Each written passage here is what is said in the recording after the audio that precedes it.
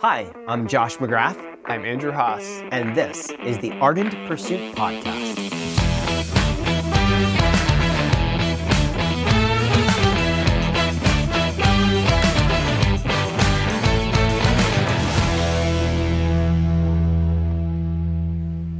In our last episode, we explored what is the purpose of a romantic relationship, and whether you were in a current relationship or wanted to be in one, we gave you some homework that we wanted you to do.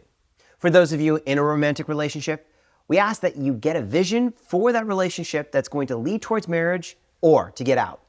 And for those of you currently not in a romantic relationship, we asked you to get a vision for your life and to go back and listen to episode 2 where we talked about vision.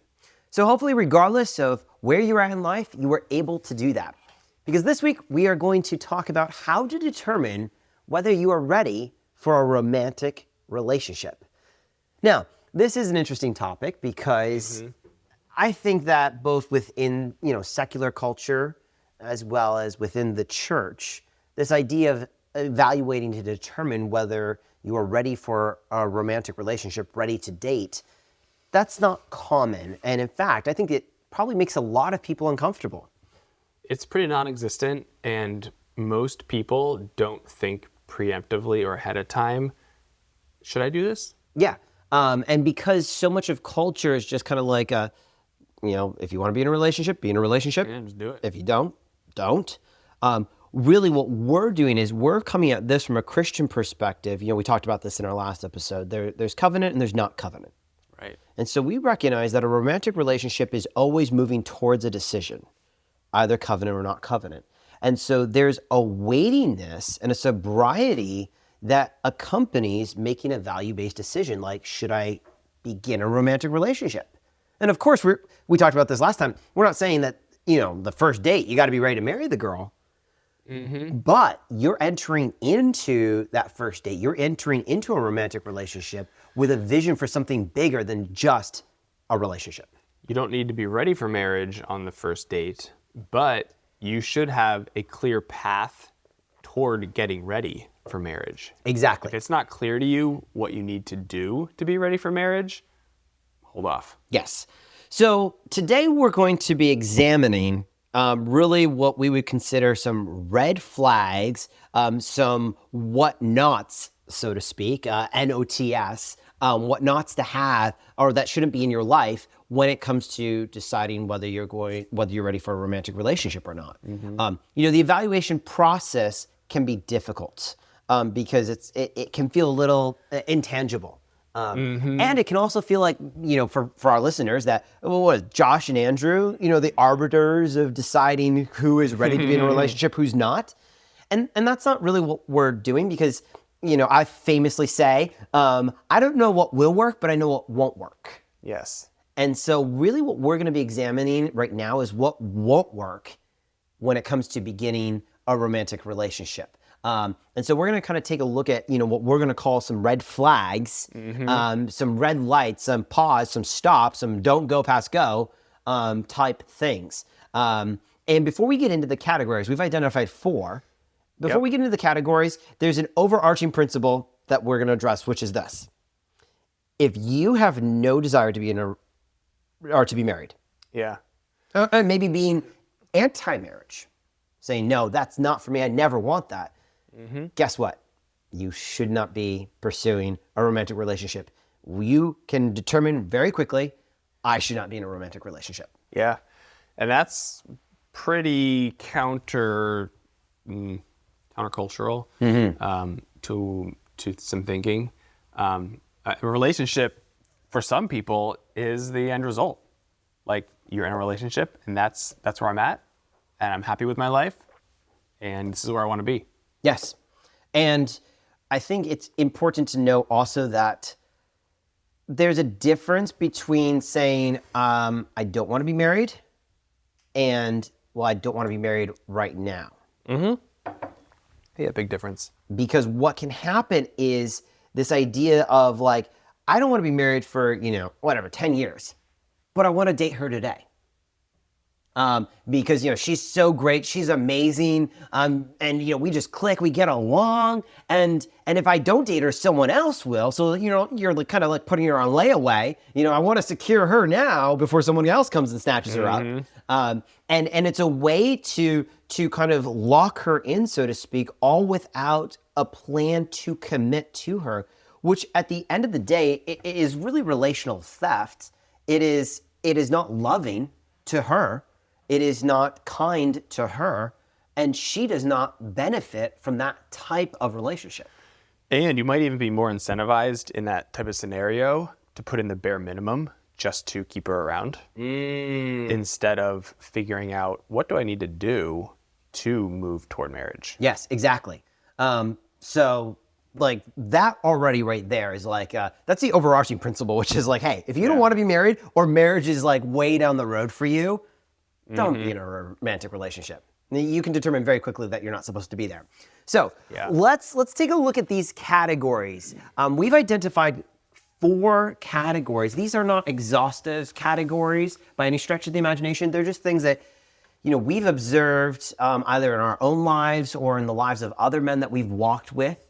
And so they're really the red flags. There can be many red flags. We're just going to identify the most prevalent ones that we see. And the 4 categories here are really like emotional maturity. It's your spiritual maturity.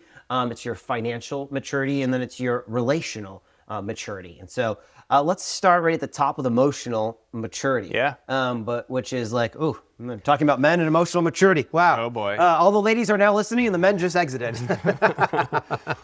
Men and maturity can go together? Men emotionally mature? What is this newfound thing? Don't have a box. No box for this. Yeah, you play video games most days. Red flag. Red flag.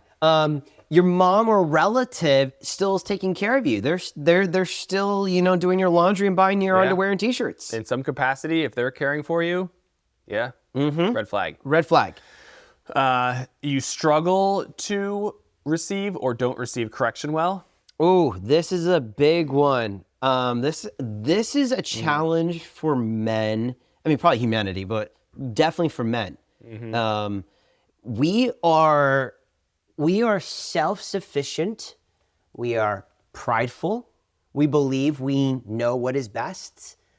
We do not. We're kind of lone, alpha creatures. We don't need a pack. We don't need people speaking into our lives. And so what you do.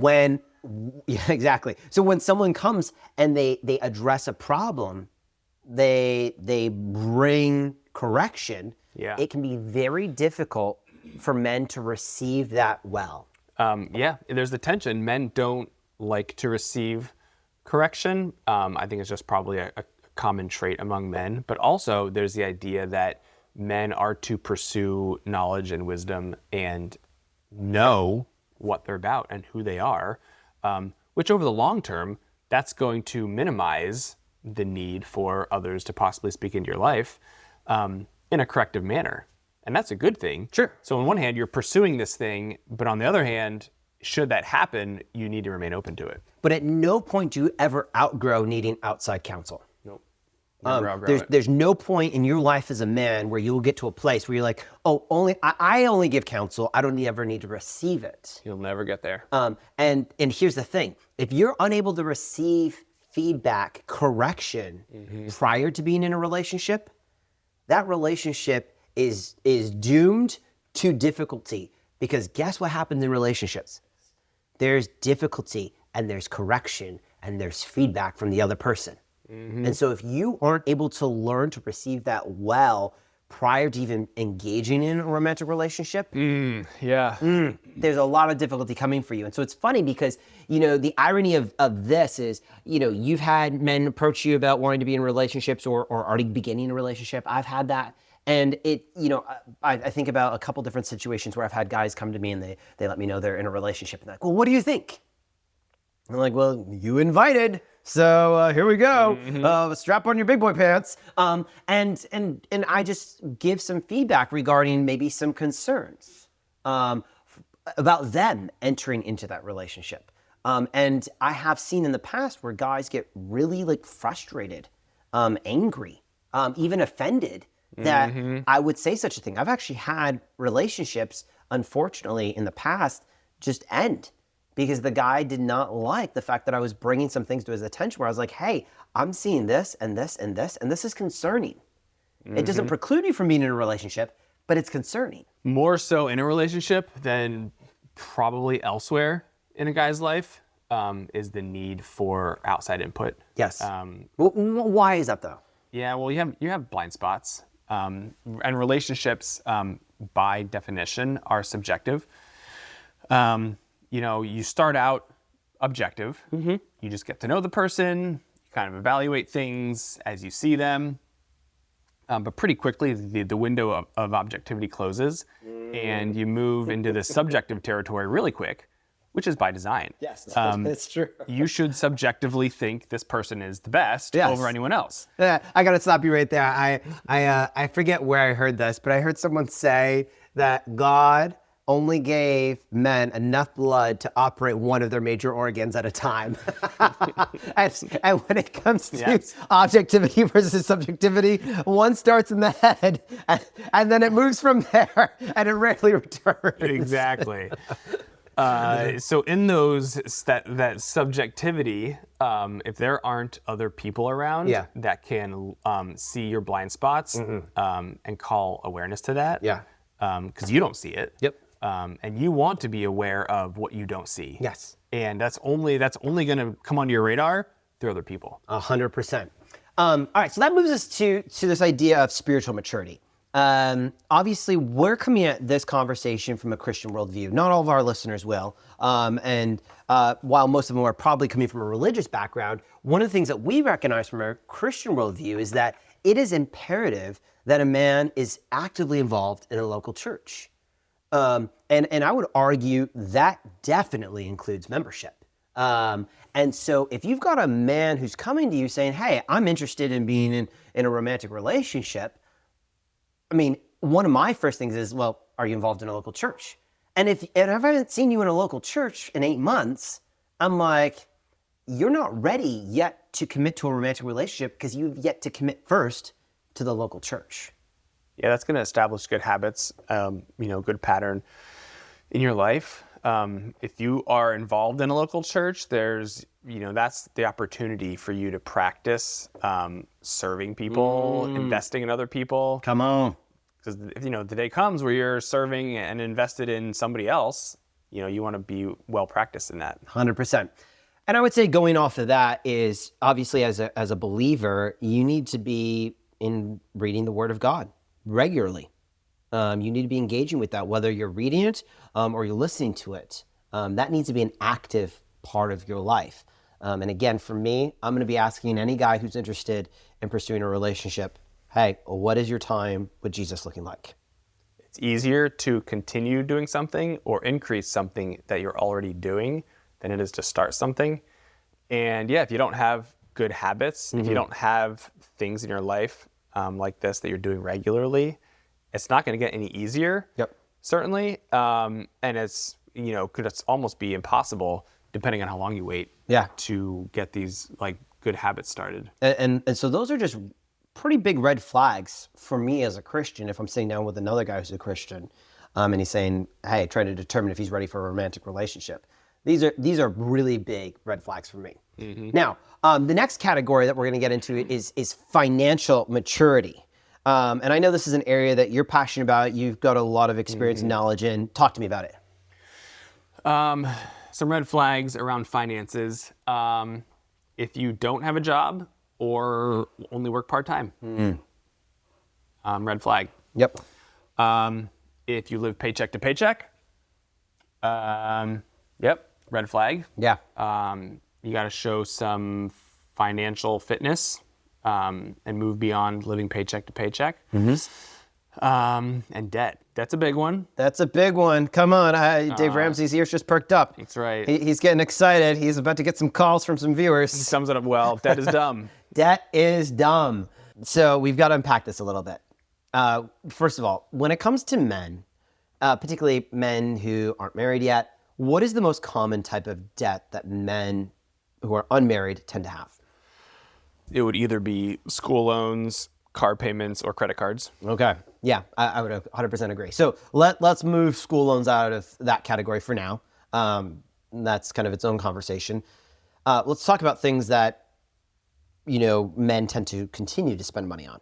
Car payments, and then credit card debt.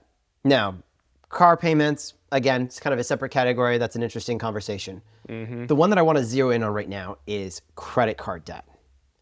Because that inherently is something a man has control over. Yes. And is categorically unnecessary. Categorically unnecessary. Come on. Dave Ramsey's excited. A lot of people aren't, though. And the way to look at this is your life in 20 or 30 or 40 years won't be that much different. You won't be any worse off, by and large, by not having a credit card. True. And while credit cards may afford you unique opportunities because of points, cash back, whatever, et cetera, at the end of the day, you're right. Your life itself down the road isn't altered or changed dramatically. The experiences you might have access to could be very different. Sure. But by and large, the populace who is able to maintain a credit card, actually effectively utilize the benefits of credit cards, and be able to afford to pay them off without accruing any interest, that's the minority of culture, particularly the minority of single men. And you won't get to the end of your life and think, my life is so much better because of those credit card points. That is for certain. When I was in college, shortly after graduating high school, American Express sent me a credit card or offer with a $20,000 credit line. I was like, the Lord is providing, so sign me up. And I was like, I'd never had a credit card up to that point. I was like, I'm going to be responsible. I'm in college, away from my parents for the first time. Of course, I'm going to do the diligent and financially sound thing. And so I spent $20,000 on food and opportunities and gas and everything like that. And what was crazy was the more money I spent on the credit card, the more credit card offers I got. It was like, how that works. The Lord knew, if this one is full, you're going to need another one. Here, I'm sending you another one. Thank you, Chase. Then they send it, and then that one gets full, and Bank of America's like, well, you should have one. I was like, this is incredible. I must be amazing. And long story short, in the middle of college, junior year, I took Financial Peace University. A little plug there for you, Dave. And I remember watching that and going through that course and feeling really bad about myself because all the things he said you're not supposed to do, I was doing. And so I finished the course, and Dave's big thing is cut up your credit cards. And I remember looking, I was about $25,000 in debt at that point, and I was like, yeah, I need to cut up my credit cards. And so I actually cut up my credit cards, and I've been living for 15 years now off of a debit card. Not that I at this point in my life can't have a credit card, but I understand the value and importance of making sure that I'm accounting for every dollar. And through God's mercy, I was able to pay off the $25,000 over the course of the next several years, and it was hard. You remember, I drove a really, really, really crappy car that was borderline illegal because it was mostly rusted out for years because I couldn't afford a new car because I was trying to pay off all of my credit card debt. And most people who have car payments are driving more car than they need. That is true. And so this idea of praise the Lord, today I don't have credit card debt. I'm glad I don't have that weight around my neck. But for so many guys, that's not uncommon.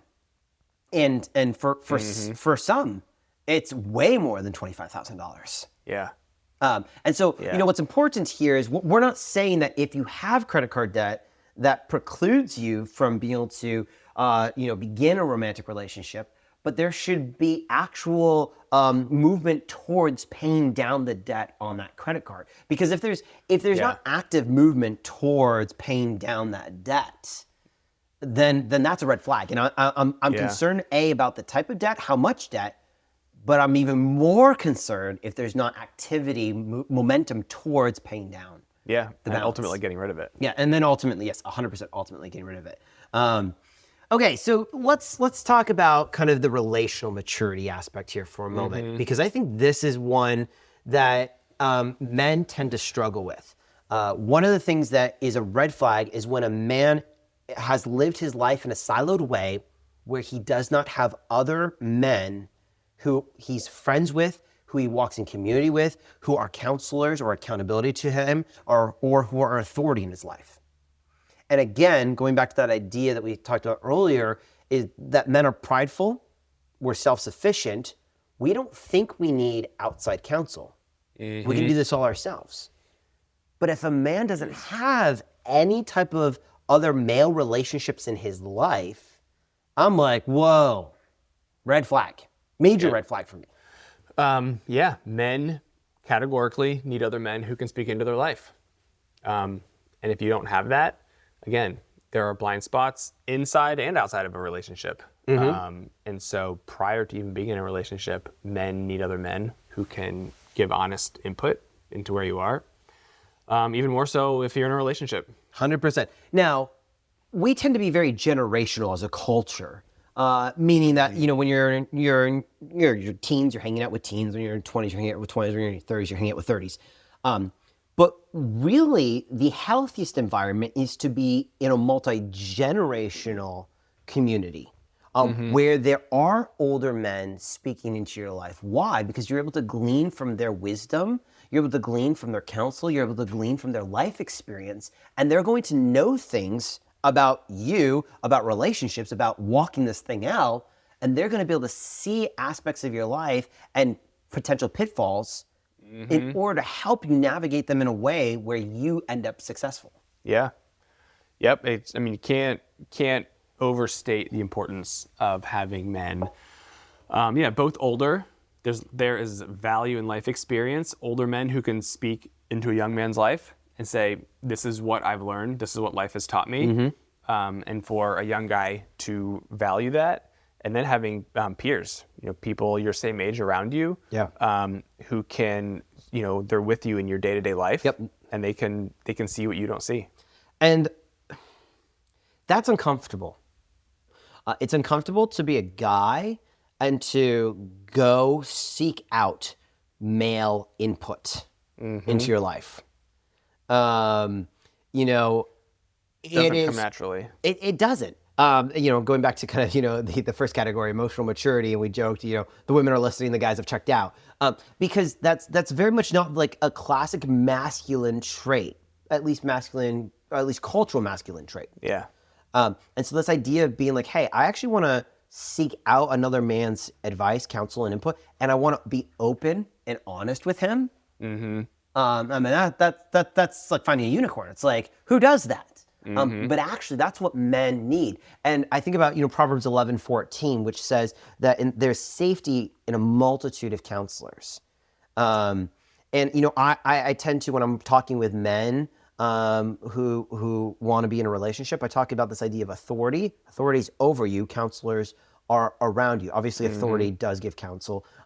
But Proverbs isn't saying in a multitude of authorities there's safety, right? That can be messy and confusing. It's saying in a multitude of counselors, and counselors really work as guardrails who are seeing you as you're making decisions, as you're kind of living out life, and are helping to guard and protect you in a way that leads towards your success, towards your health, towards your flourishing. And something for young guys to really understand, a young guy needs to have an older, more mature man who has an open door to give that young guy feedback. There should be, every guy needs someone in their life who can say, start doing this. Yep. And you do that. A guy needs older men in their life who can say, hey, stop doing this. Yep. And you stop doing it. But handing over that sort of control, so to speak, to somebody does not sit well with guys. No. Oh, no. Josh doesn't want other people telling him what to do. Josh wants to do what he wants to do. And so the idea of allowing a male figure to step into my life and to say, you have the authority to tell me what to do or what not to do, and I'm going to be submitted to that process, is like scary and alarming and extremely uncomfortable for men. And the balance with that is, as men, we're not to hand off decision making to somebody else. Come on. And so the goal isn't to find some guy who can make decisions for you. That is, yes. Like, all right, well, whatever he tells me to do, he's the authority. Exactly. And he'll do it. You're not a child. Like, no, you purpose to make wise, prudent decisions. Yep. But also recognize you aren't going to always make good decisions. And you might even you might even make some bad decisions, or there might be some unhealthy patterns in your life. And if you don't have a guy who can speak into your life and say, hey, I noticed this, Yep. I see this, stop doing this, Yeah. you need to start doing this. Yeah. If that doesn't exist, hold off. Yes, absolutely. So while these categories are not exhaustive, and while we've identified some red flags, and of course we're having a very high level peripheral conversation, we could delve into each of these topics in greater detail. Each topic could be its own episode. Maybe down the road we'll do that. But I think the thing that's really important is when we're looking at these red flags that we've identified, we're not saying these red flags mean you can't Right. be in a relationship or that you Exactly. shouldn't be in a relationship. These red flags are saying, okay, you've identified a problem, now be moving towards health in these areas. And as long as you're moving towards health in these areas, you could absolutely be in pursue a romantic relationship. But it's when there's stagnation, when there's a doubling down and saying, no, this isn't a problem. It's when you become defensive about these red flags that now we've got a problem. Now you actually shouldn't be in a romantic relationship. Yeah, movement should be a defining characteristic of every man. Yes. Moving towards something. Yep. Something bigger than himself. Yep. Yeah. In work, in relationship, in life. And so, yeah, the goal is to move away from the bad things, move toward the good things. And so, yeah, with all of these flags that we've identified, as men, the goal, if you're moving away from them, great. So as we conclude, we've got some homework we want you to do this week. Regardless of whether you're currently in a romantic relationship or you hope to be, we want you to sit down with a man in your life, preferably an older man in your life, and to go through these categories that we've identified. We'll put them in the show notes so that you have them, and to be open and honest with him about how you're doing in each of them, and to have a discussion on whether you're actually moving towards health in each of these areas. Now, if you're currently in a romantic relationship, you're like, wait, do I really need to sit down and ask someone, about these areas? Yes. I mean, while the best time would have been before you even began the romantic relationship, the next best time is today. And you've got to be aware that, if you invite someone to speak into your life, you've got to be ready to receive the counsel and wisdom that they're going to offer. And like in our last episode, we talked about get a vision or get out. If you're inviting an older man to speak into your life, where he's going to help maybe give vision, that vision might lead towards either covenant or it might lead towards not covenant. So you've got to be ready to receive that, because it goes back to that emotional maturity. Are you going to struggle to receive feedback or correction? This is a great sign to determine even within yourself. If you find yourself fighting their feedback and be like, no, single or in a relationship, right? If you're finding yourself fighting the feedback that an older man's giving you regarding any of these areas, that's a sure sign of, at least at the very least, I struggle in the area of receiving feedback, and that's an area I want to work on. So apply that this week, sit down, have that conversation, no matter how uncomfortable it is. If you're like, hey, who would be the guy I would even sit down with? Well, go to your pastor, ask him who you think you should sit down with. If you don't have a pastor because you're not part of a church, get involved with a church. Then go ask the pastor and say, who should I sit down with and have this conversation? We look forward to having you back here shortly, because we've got some exciting topics. We're inching closer to the real practicals of initiating romantic relationships, and that's going to be a lot of fun. So we'll see you here next time.